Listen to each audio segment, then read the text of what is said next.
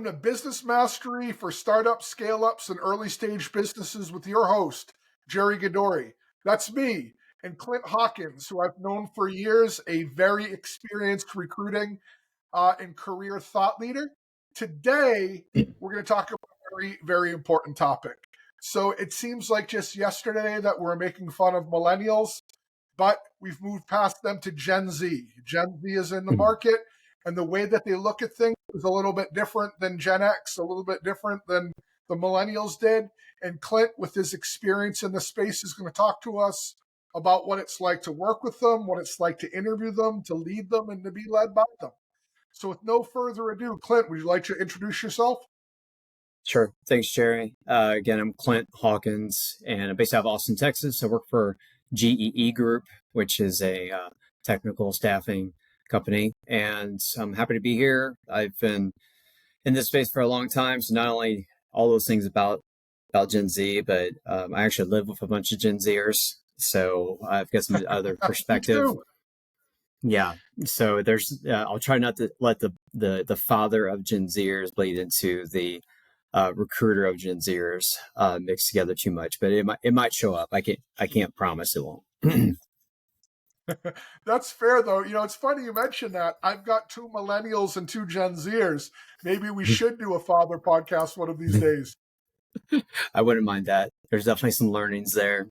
And my oldest actually said something to me this weekend about he was like, "Can we do a podcast together so people can see what the difference might be between like parent and child, a generation?" I was like, I think a lot of people probably need that. So yeah, and this is the way that a lot of them will get their information versus reading something or even videos. They rather be listening to podcasts while they're trying to get other things done. It's interesting you mentioned that, Clint, because this medium is definitely one preferred by Gen Z. Now, I do want to say something as we get kicked off. It's no secret that every generation has different values and different ways of engaging. It's also no secret that it seems to be almost a national sport of the older generation making fun of the young and the young generation making fun of the old. So I don't want to waste a lot of time with that. But could you share some of the differences that you see in Gen Z versus say, millennials or Gen Xers? Sure. I think the first things, let's just start off like hiring them or recruiting Gen Z candidates for anything, whether it's for us internally in our company or for the startups that we work with. So like I mentioned, I'm based out of Austin, Texas, which is like the land of startups. And we've had several clients throughout the past couple of years where they've been at 10, 12 employees. They got first product out the door. They got some fanfare and enough for them to get like round B, round C funding. And all of a sudden they're doubling, tripling size for us, who they're hiring and the amount of people they're hiring. And that includes hiring Gen Z folks for them and trying to recruit them for them. And the first thing I would say is that Gen Z will research the heck out of you before they ever speak to you live. They will know everything about you and your company, your social media, anything you got up on YouTube, anything you've got that is digestible that they can go find and put it into a playlist or a saved list, they're going to do it. And you have to take it for granted that they would probably have listened or watched to any content you have by the time they show up to interview, but they might not tell you during the interview that they've already done it. Yeah, because they just feel like that's fair. Like if it's out there for public access to see, and I'm not just talking like Glassdoor reviews, because they kind of skip past that. Like I think millennials and Gen Xers, we were like really worried about Glassdoor review, which should be, but they're looking for more. They're like, how do you show up in other media? Because that's going to be for easier for them to hear about. So I'll pause there, Jerry. What kind of things kind of spin off from that thought? Well, that by itself is great. I'll tell you, well, we've known each other for a long time. We both have a recruiting background. One of the more frustrating things for me in preparing a candidate for an interview is when they don't take the time to understand the folks that they're talking to. And then they go to the interview, they say, "Oh my gosh, I didn't realize this was a defense company or that this was a whatever." And you're like, "Oh my gosh, the name of the company is Hanscom Defense." That feels intuitive based on the name.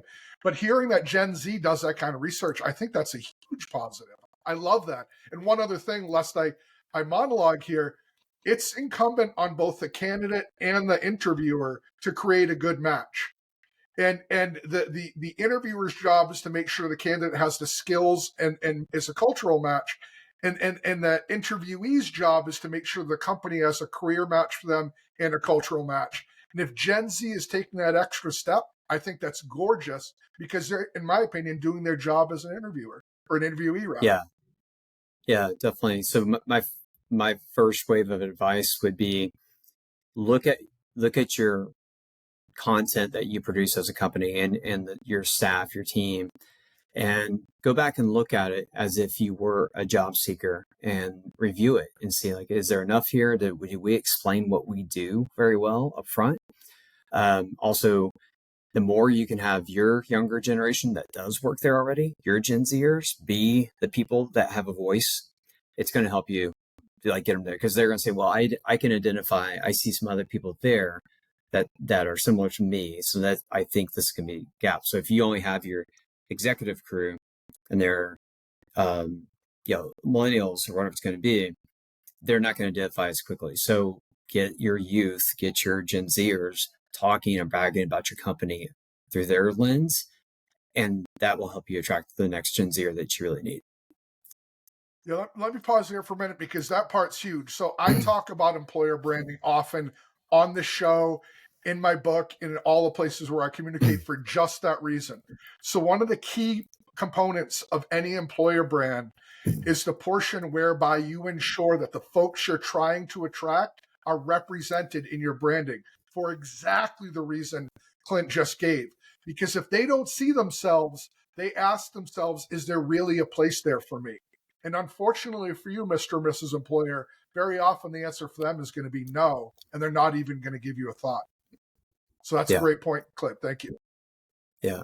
So that would be my quick hot take whenever we're working with startups here in Austin, is that they're making sure their Gen Zers are speaking up. They're on podcasts. They're out there talking about the company. And what we found out, we did some co-branded webinars with an AI consulting company based here in Austin called Kung Fu AI. Awesome group, just amazing people, really smart. And we found out through those co-branded webinars that we end up posting up as podcasts, and they end up posting up, that two of the people they end up hiring, when they were after their interviews, said, I had already made a decision I want to come work there because I had seen a couple of your guys' podcasts. So if you want them to really get to know who you guys are, really understand the philosophy of your company and the mentality of the company, get some content out there. It's relatively cheap, to make podcasts. Like a Spotify account is free.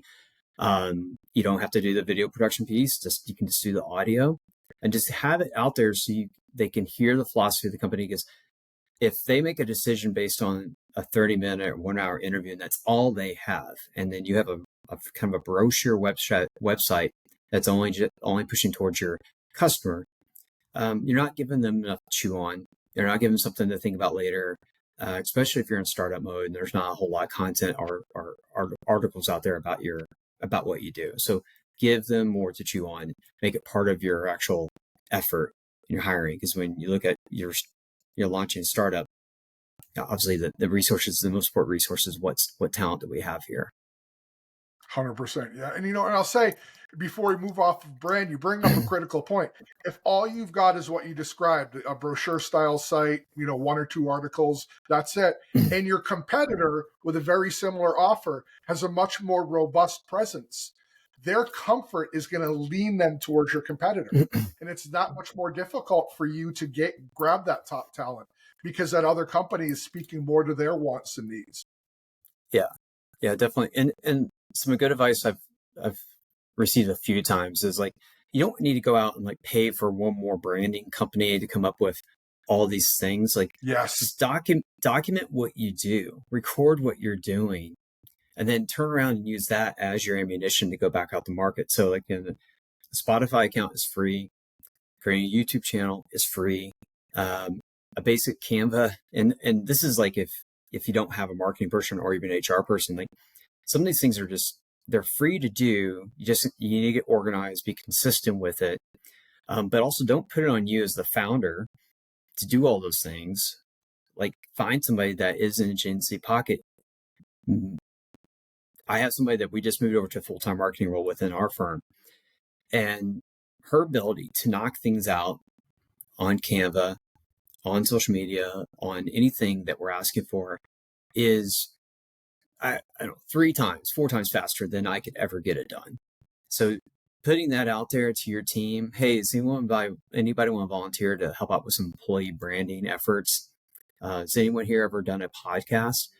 Most people, if they're under the age of 25, they're like, yeah, I've dabbled in podcasting. Like, it's just like my senior year of college, we had to do one or whatever. Like, they probably have the skill set. It's not that big of a leap. I think for like Jerry and I at first, would be like, podcast, is that, how do we do that? Like, it can be a little overwhelming, but for their generation, it is just like, it's just part of what you do. It's not even, they might have done it for funsies over a week, and one time you had no idea they have a thing about pop culture and movies that they do.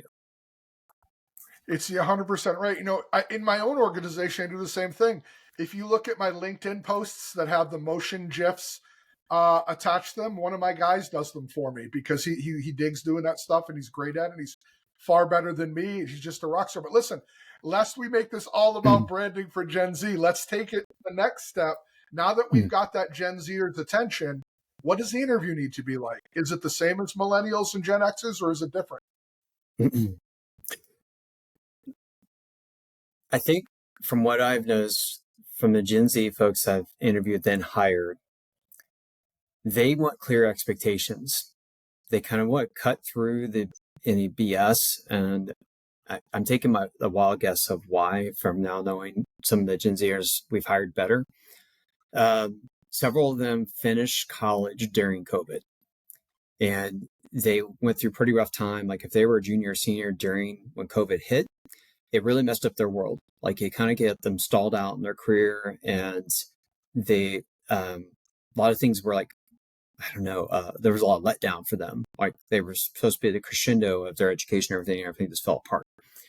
So I've caught from the Gen Zers there, or at least on our squad, that they want really clear expectations, more than fluffiness or getting sold a big picture. They don't. Nope. I want clear expectations. What is clearly the expectations of you of the role, and what would you expect from me? The more clear I make it versus trying to sell it, and here it is, and being frank with them, it seems to work better. I think that's probably for any generation, but their generation seems like they've had some rough times, more than people really understand. They put a lot of time and effort to go to school or whoever they pursued, and it got yanked out from underneath them for a couple of years. Yeah, I think COVID's going to have ramifications for some time to come. That's interesting you say that. Now, one other thing that you can do as an interviewer is for the folks that you do bring aboard that join, have a talk with them after and ask them, what did you like about our interview process? What didn't you like? And if you were the one interviewing, what would you have done differently? I found that can be very impactful in forming how you modify your processes as time goes on. Yeah, I agree. And even starting a little committee of the new hires to ask them what they would glean differently for the next round. It'd be helpful to put together a quick committee and say, hey, the three of you guys, I want three of y'all put together your top questions, and then kind of crowdsource it up, then have them, you survey and find out they want, rank them, and then you guys level set that. And not to get into that philosophy of like scorecarding during interviews, but have them engaged early and teaching them how to interview to help you pick out the right things too. First, when I'm interviewing Gen Zers, I am looking for their ability to deal with adversity, and specifically in our part of the industry. That's we can have a pretty mentally tough job. With some of our clients doing startups, same thing happens because adversity is part of a startup life. It's not always going to be perfect. There's going to be some bumps in the road, and finding someone that is got skill set wise what you need. Okay, like they're a up and coming product manager, they're an up and coming full stack engineer, whatever it might be. Asking them how they've dealt with adversity and walk me through what was your take on, or what was your playbook to get through that adversity or whatever it may be. That's going to be some good fortune telling of like how would they handle some of the uncertainty of being in your startup or in your small company. Because if they like things to be status quo all the time and one little bump in the road really threw them a tizzy, they're probably not going to be a good candidate for you to come into a wild startup that, some days everybody's hair on fire, some days we're switching to a new product, some days we just landed a new client and everybody's got to shift gears to help support the new client. Look and see if they have a track record of being in those situations versus status quo is what they really need and strive for. And that way, again, the expectation setting can be set up front versus if you hire them aboard, they might be smart enough to get the job, have the skills you need, but that ability to deal with adversity is not there. And they're going to be worried that constantly in a state of stress because there's too much change going on for them. I'm going to stop you there for a minute because you said something that's not a surprise because you're a rock star senior recruiter to catch that. But I can't let it slide by. And that's setting expectations from the beginning. You and I have been in this game long enough to know that skills are only one part of the equation. The person has to be a cultural match. That's why you tend to see startup folks stay in startups and Fortune 100 company folks stay in Fortune 100 companies. It's not that one's inherently better than the other. It's that the components of a successful person each are different. And what you're describing is what I would call grit. Startups are all about that 11th hour change. We thought things were great. The world's on fire and we're taking a hard right turn. And if you set that, if you first see if they've dealt with it, and then if they have, you talk to them about that occasionally being the case here, they know going in that that's the way it is, they can make an informed decision. If you don't do that and they're surprised by it later, they feel lied to. And I don't know that they're wrong. Right. I agree. The next A thing that I look for. So the first part is like dealing with adversity. Next thing is aptitude. And this is probably the most coaching I do when I'm volunteering. I'm coaching Gen Zers or anyone really on job hunting and job seeking is how do you describe your aptitude? And then for me as an interviewer, the first thing I'm going to go for is what is your ability to learn something new? And so if you want to hear about that from that person, and here's the reason why I think it's tricky with Gen Z. Again, going back to maybe their college experience, or if they went through some type of boot camp, like a coding boot camp or whatever it is. Some of those situations are amazing. And that person might go into that being never had a professional job. All of a sudden they come out, they're in certification, they're ready to rock. Some people go through that whole process and they're not ready to do anything different than they did day one that they went through the boot camp. And I've seen both. I've witnessed both. I've done post boot camp mock interviews with people, and I'm like, wow, these people are in the exact same program, exact same professor, and one is like, I could probably place them in a startup tomorrow, and one I'm like, you probably need to go just do something different. This is not even like close. You're not even close to being able to do the job. So asking them about their aptitude, and the way that I would do that is like, what's something new you had to learn in the past year? Because it's top of the funnel. Why did you have to learn it? What was your process of learning it? And then finally, it's like, could you go teach somebody about that skill set? Could you go teach somebody about the thing that you learned? Have you done it? Like so starting off really big up top of the funnel is going to help you see, one, do they even like to learn new things? So first, we're looking for the response like, ooh, yeah, there was this big issue we had. This bug kept on popping up in the code and no one knew how to track it down. And I figured like, well, that's my shot. If I can fix that, I'll earn credibility. So I went after it. So then I realized I had to totally learn how to do Python. Next thing I know, I'm doing this. Next thing you know, I'm doing this. And I figured it out. Then I went back to the senior dev and I walked them through it. You're like, okay. So you're witnessing how their brain works and goes through the problem, but don't lead the witness by asking too particular thing or yes, no questions. Start up really big on top of that funnel. What's something new you've had to learn in the past year? Then take them down that funnel. And that way is going to give you a track record of their aptitude and their ability to learn. And again, this is helping you also compare different candidates as you go, because every once in a while you're going to have somebody that's a very copy and paste person. And this is something that happened during COVID with students where everything got yanked from being analog written on notepads or anything, to everything was on a screen. And a lot of things were copy and paste. Unfortunately, that's for about 2 years. That's how education went.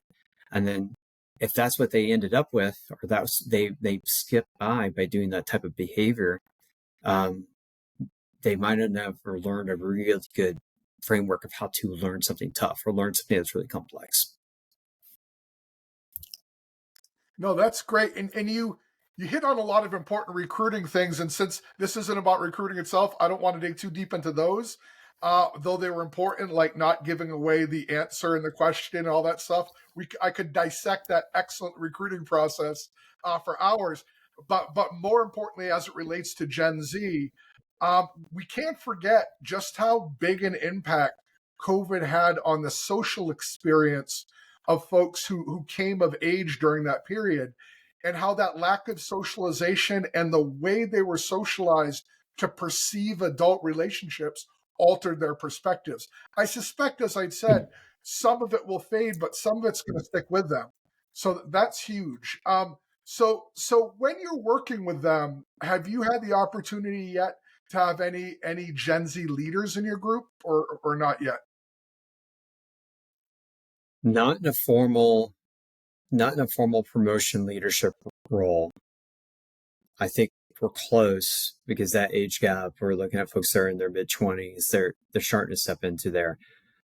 I've had a couple of them lead some pretty initiatives. So let me back up.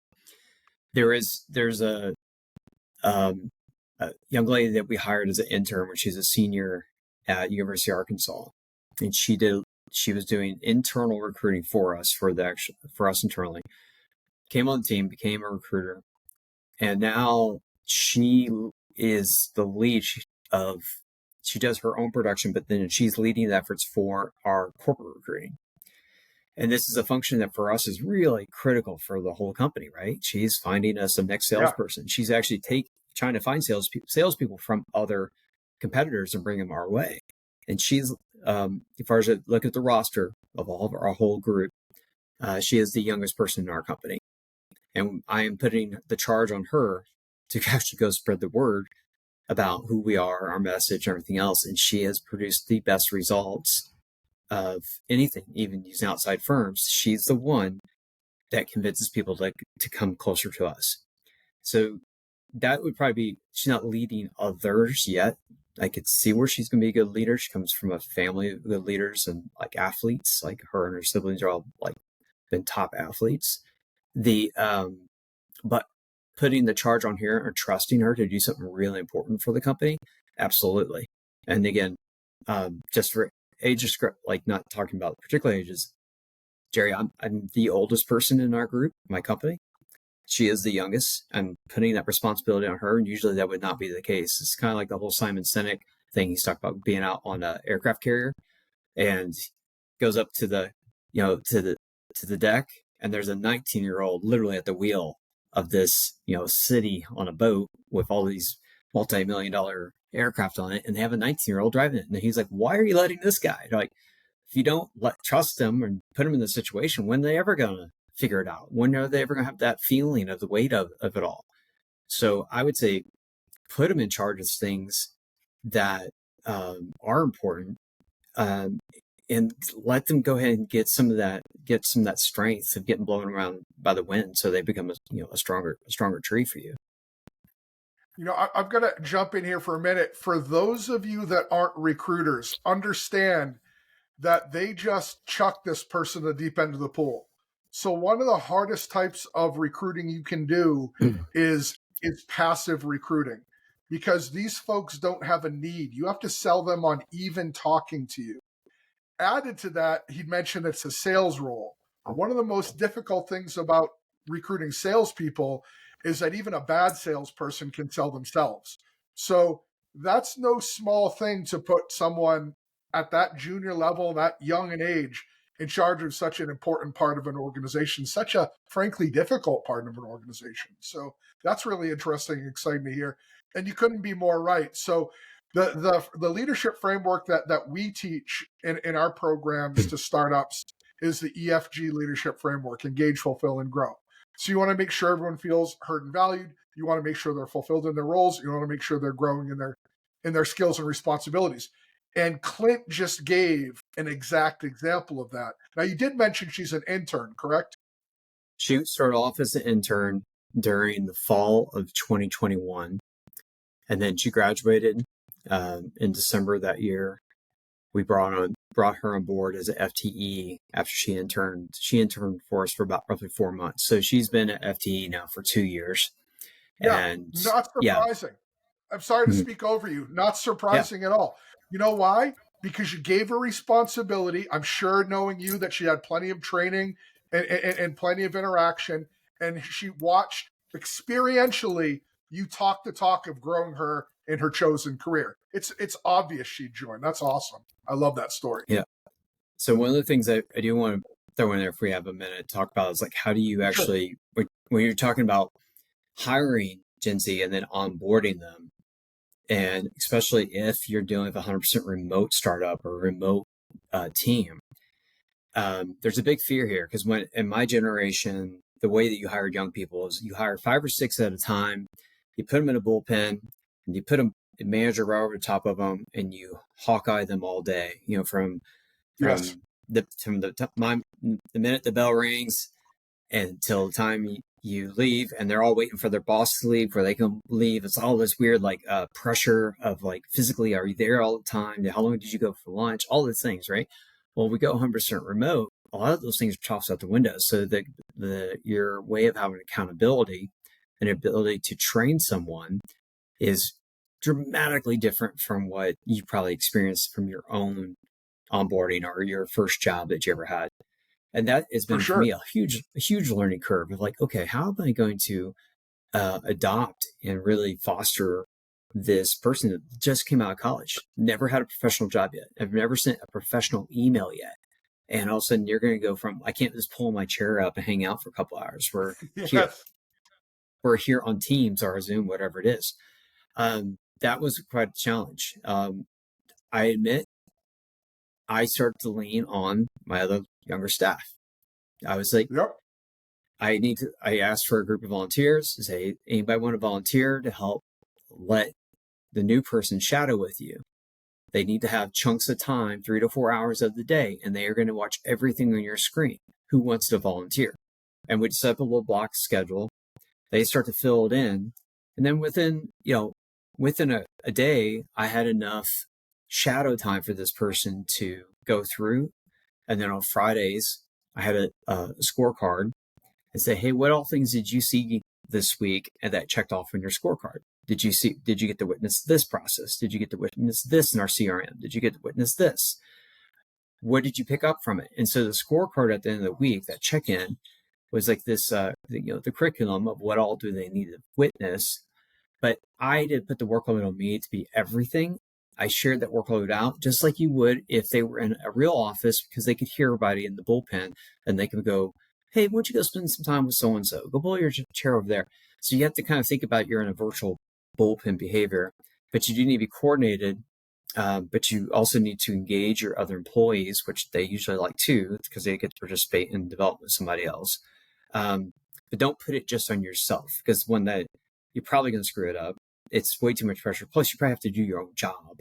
So start early and making that part of the culture that, hey, when new people come on board, we're all going to be part about the onboarding process, and just be ready that they are going to hang out with you virtually for big chunks of time. So don't be bashful.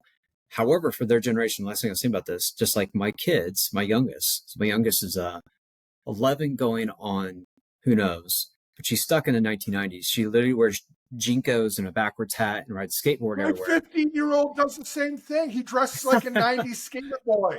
I'm dead serious. That's awesome. I don't know what inspired them to do this. I think they was over it, and they're like, you know what? I'm going old school with it. That's so funny. So she does not text me or phone call. She just FaceTimes me, and that's how they are of all her friend group. They just go straight to FaceTime. They skip out I love everything in that. between, and they have these big groups on FaceTime groups.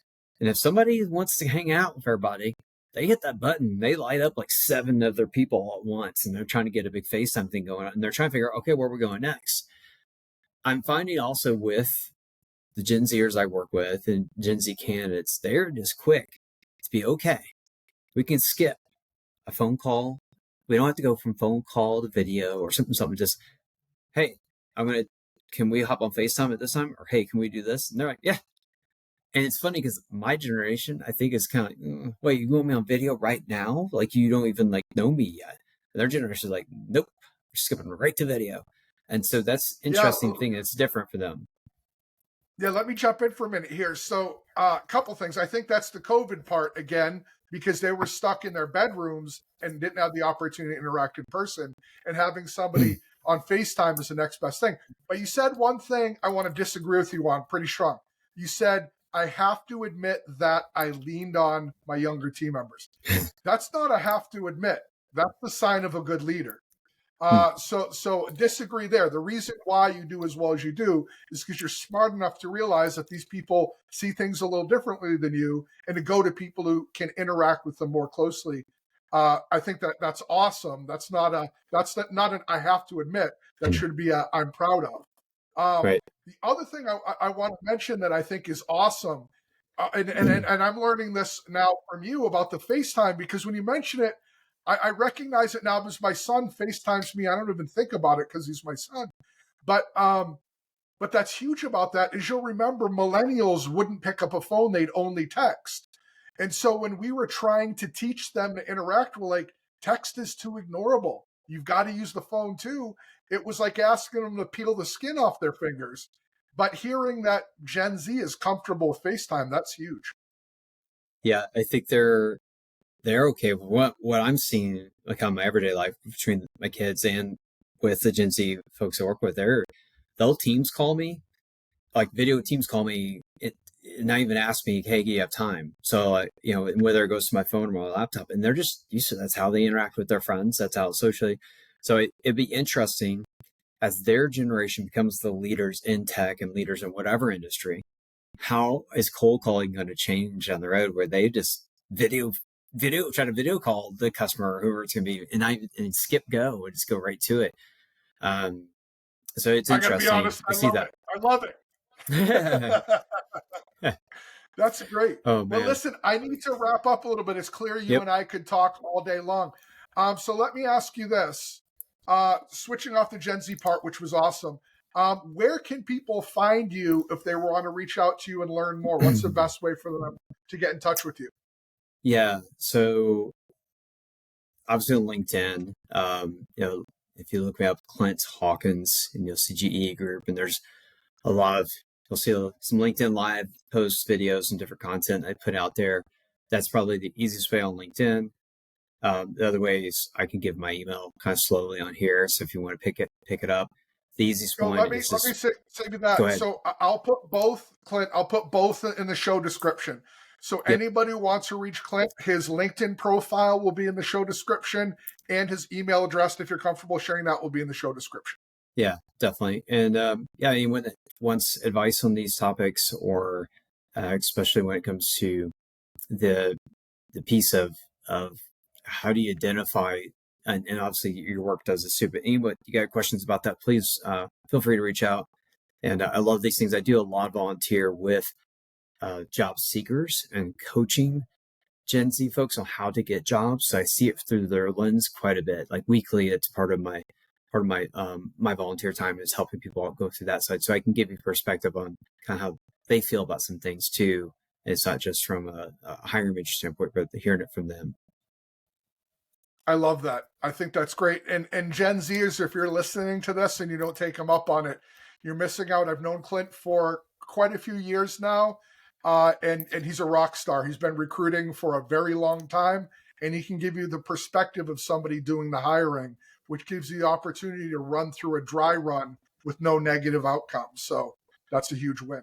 Well, listen, my friend, we need to wrap up. Otherwise, we'll be sharing dinner together instead of just a podcast. So, Sounds good. as always, it was great to have you on. Everybody watching or listening to the show, Clint's contact information will be in the show notes. If you haven't already, please subscribe to the channel. Give us a review on Apple Podcasts or Spotify if you catch it there. And if you're interested in learning more about how to consistently attract, recruit, and retain top talent in your market, and then lead them into high performance teams, check out the Destination Employer Program. Thanks again, Clint, and I look forward to talking to you again sometime soon. Thanks, Jerry. Talk to you soon.